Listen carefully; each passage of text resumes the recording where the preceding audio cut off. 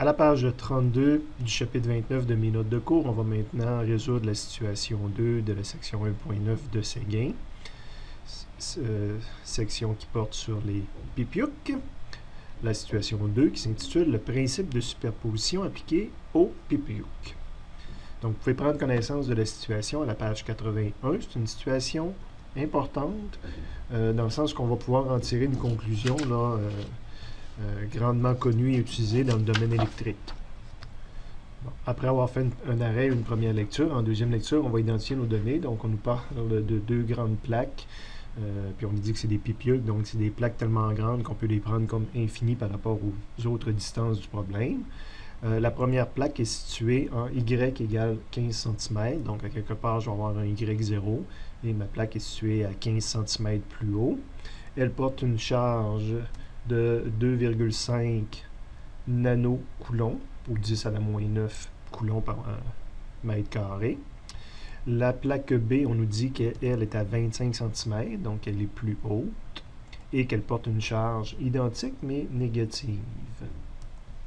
En continuant la lecture, on tombe sur l'inconnu. On nous dit qu'on veut connaître le champ E en newton par coulomb, mais à 5 endroits différents. Fait que je l'ai écrit une seule fois. Puis j'ai écrit mes 5 endroits différents ici, Y1, Y2, Y3, Y4 et Y5. Donc, EI veut dire A1, 2, 3, 4, 5, que veut le E à ces différents endroits-là. Tantôt, j'ai mentionné qu'en valeur absolue, elles avaient la même valeur, donc que j'aurais pu appeler sigma, si jamais je veux avoir moins de choses à traîner plus loin dans le problème.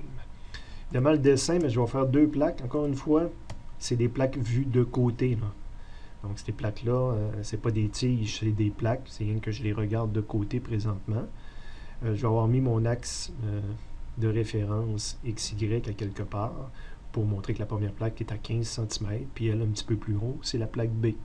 Fait que je vais avoir identifié ma plaque B ici, ma plaque A, mon YB, YA, qui se trouve être inversé. Donc, on fait la correction pendant qu'on la voit. Ça fait peut-être des années que c'est inversé comme ça, personne ne me l'avait dit. Donc, j'ai déjà identifié mes 4 premières données sur mon schéma, puis je suis rendu à dire, je vais chercher le E à Y0. Donc, un point ici, probablement, qui est dessiné. Je vais chercher quel est le E à cet endroit-là. Évidemment, je ne sais pas comment le dessiner pour l'instant, donc je vais attendre avant de dessiner plus. Il y a deux plaques qui créent du champ, donc principe de superposition, c'est le premier principe que je vais utiliser. Donc, le E ici va être égal au E créé par la première plaque, puis au E créé par la deuxième plaque.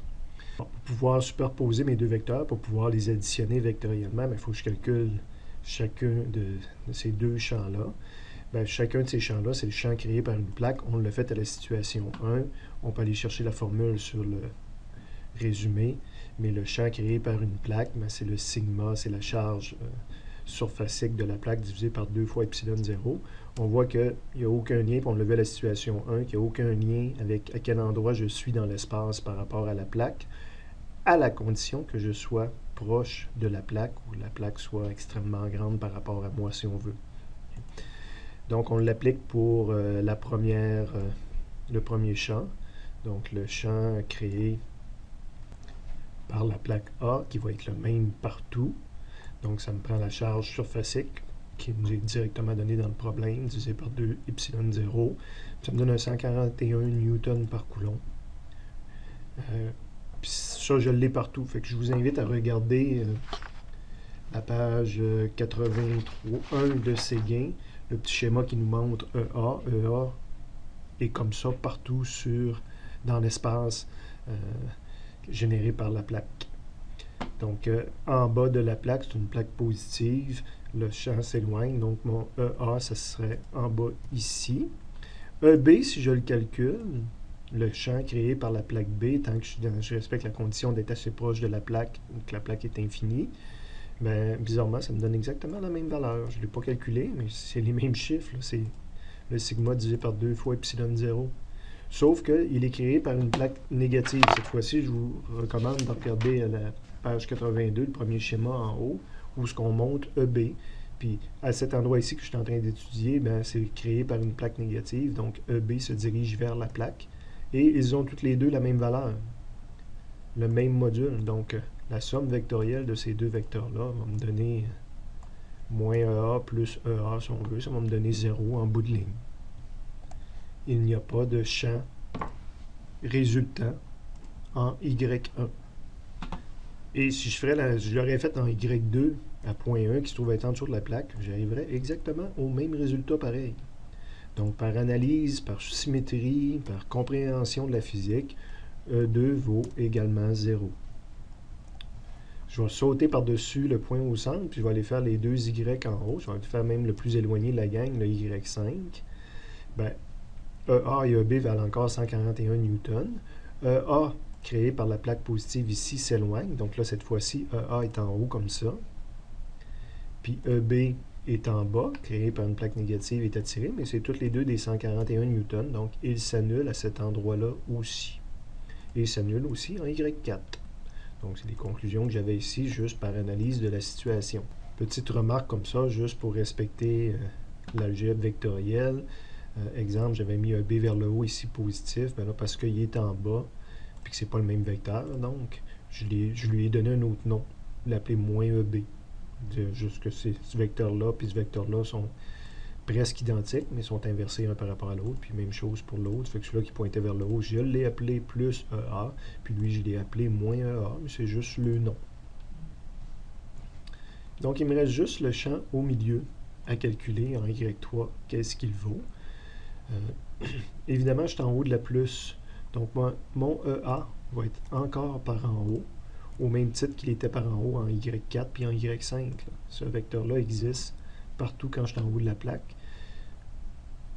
La plaque positive crée toujours un champ qui s'éloigne de lui. Puis EB, je suis en dessous de la plaque, je vais créer un champ qui s'éloigne au même titre que Y2 puis Y1. Pas qui s'éloigne, c'est vrai, c'est une plaque négative. Excusez, plaque négative crée un champ vers elle, au même titre que le EB était vers là en Y2. Donc ici, j'ai le Y vers le haut. C'est toutes les deux des 141 newtons. Donc je peux déjà en conclure que j'aurais 282 newtons. Ils s'additionnent vectoriellement de cette façon-là. Si je veux le détailler, faire une démonstration mathématique de ça, ben, je vais commencer par dire que le champ E3, ça va être EA en position Y3, puis EB en position Y3. Donc, mon E3 va être égal à EA plus EB, ce qu'on montrait graphiquement. Donc, j'avais ces deux vecteurs-là, mais ces vecteurs-là sont égaux. Fait que en bout de ligne, je vais finir par en conclure, après plusieurs étapes, pas nécessairement tous nécessaires, que le champ E3, ben, c'est 2 fois EA. Okay. EA, ben, je peux le regarder sous forme d'un chiffre ou sous forme d'une formule, mais EA, il valait epsilon sur 2, 0. Fait que là, je fais 2 fois ce qu'il y a ici. Là, les deux vont se simplifier. Puis il va me rester epsilon sur, pas epsilon, mais sigma sur epsilon 0. Et quand je vous dirais qu'on pouvait en tirer une conclusion, tout ce que je viens de faire, je l'ai fait sans chiffre, si on veut. Je le disais verbalement, ma valeur, mais donc c'est à quelque part, c'est une démonstration d'une nouvelle formule. Lorsque je veux étudier le champ entre deux plaques infinies, ben, la valeur, c'est sigma sur epsilon 0, si je connais le sigma des deux plaques. Évidemment, idéalement, ça prend le même sigma sur les deux plaques, là, sinon la formule serait légèrement différente. C'est tellement une formule que, si je vais dans le résumé du chapitre 29, à la deuxième page, j'avais un paquet de façons de calculer le E. À un moment donné, on a espace entre deux plaques conductrices de charge. C'est la même forme qu'on vient de voir.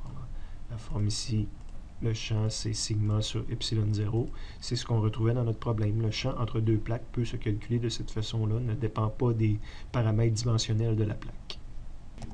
Surtout, ne dépend même pas de l'espacement entre les deux plaques. Ça peut surprendre, hein, parce que là, ici, on avait un espacement de 10 cm, si on se fie aux deux chiffres. Ben, il aurait été espacé de 15 cm ou de 5 cm, n'importe quoi, j'aurais obtenu la même valeur de champ électrique. Évidemment, c'est vrai à la condition que les plaques soient infinies par rapport aux dimensions qu'on étudie. Si je veux un chiffre numérique, ben là, je divise mon sigma de 2.5 divisé par la valeur de epsilon 0, puis ça me donne mon 282, le 2 fois 141. Si je le veux sous forme vectorielle, ben on voyait que ça allait être un vecteur vers le haut, donc c'est un 282J.